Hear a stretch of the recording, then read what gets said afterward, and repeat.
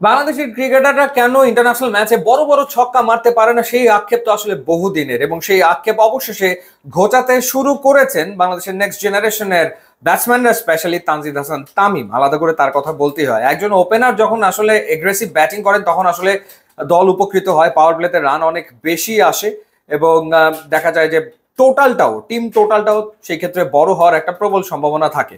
তানজিদ হাসান তামিমের আসলে টি-20 ক্যারিয়ারটা খুব ছোট, 2 বছরের ক্যারিয়ার মাত্র। এর ভেতরে 2024 সালে তানজিদ হাসান তামিম টি-20 ম্যাচ খেলেছেন 18টা, আর 2025-এ খেলেছেন এখন পর্যন্ত 9টা। কিন্তু এই 2 বছরের ভেতরে তার ব্যাটিং এ একটা বড় ধরনের সিগনিফিক্যান্ট চেঞ্জ এসছে, পাল্টে গেছে। কেমন সেটা? আমরা যদি 24 সালে তার খেলা 18 ম্যাচের দিকে তাকাই, 345 রান করেছিলেন, গড় ছিল 21.56, কিন্তু তার স্ট্রাইক রেট ছিল 114.23। 3টা 50 তিনি করেছিলেন এবং 11টা 6 তিনি মেরেছিলেন। কিন্তু 2025-এ তিনি যে 9টা ম্যাচ খেলেছেন সেখানে একটা পরিবর্তন এসছে। 309 রান তিনি করেছেন, তার গড় 38.62 এবং স্ট্রাইক রেট 154.50। 2024-এ যেখানে ছিল 114, সেখানে 2025-এ 154-তে তিনি এনেছেন। এবং এই যে স্ট্রাইক রেটে বড় ধরনের উত্থান হয়েছে, সেটা তার 6 মারার অ্যাবিলিটি ডেফিনেটলি তিনি বাড়িয়েছেন এবং সাকসেসফুল হচ্ছেন। যেখানে 2024 সালে তিনি ছক্কা মেরেছিলেন 11টা, সেখানে 2025 সালে তিনি ছক্কা মেরেছেন 21টা।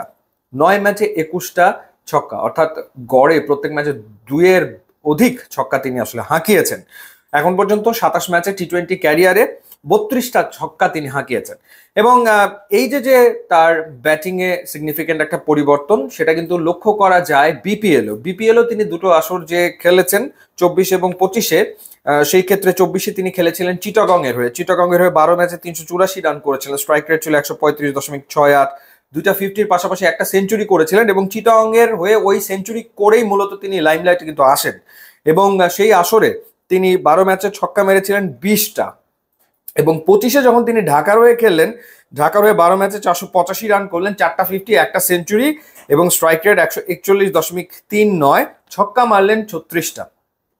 24 আসরে ছক্কা 20টা, 25-এ গিয়ে সেই ছক্কার সংখ্যাটা অলমোস্ট তিনি ডাবল করেছেন, 36টা ছক্কা তিনি হাঁকিয়েছেন।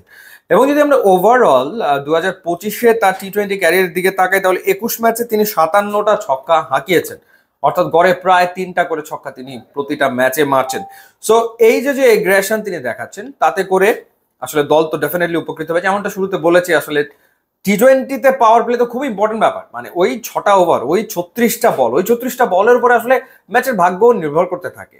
তো সেই ক্ষেত্রে যদি ওপেনাররা এরকম এগ্রেসিভ ব্যাটিং করতে পারে, এবং এখনকার সময় টি-20-তে সার্ভাইভ করতে গেলে, ক্যারিয়ারকে লম্বা করতে গেলে এই ধরনের ক্রিকেট আসলে খেলতেই হবে, যেটা তানজিদ হাসান তামিম আসলে খেলছেন। তো তাতে করে টি-20-তে আসলে রেজাল্টও বাংলাদেশের পক্ষে আসার সম্ভাবনা আসলে তৈরি হয় বা থাকে। যেমনটা আমরা শ্রীলঙ্কার বিপক্ষে দেখলাম, টি-20 সিরিজে বাংলাদেশ সিরিজ জিতল প্রথমবার শ্রীলঙ্কার মাটিতে, এবং তৃতীয় টি-20-তে তার যে ইনিংসটা, সেটা বাংলাদেশকে জেতাতে বড় ধরনের ভূমিকা রেখেছে, যেখানে তিনি অনেকগুলো ছক্কা আসলে মেরেছেন।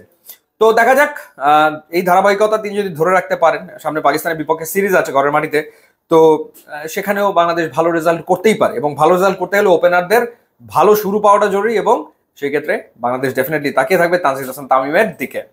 ইউটিউব এবং ইনস্টাগ্রাম লিঙ্ক দিয়ে আছে, আপনারা যোগ দিলে খুবই খুশি হবো। And thanks for watching.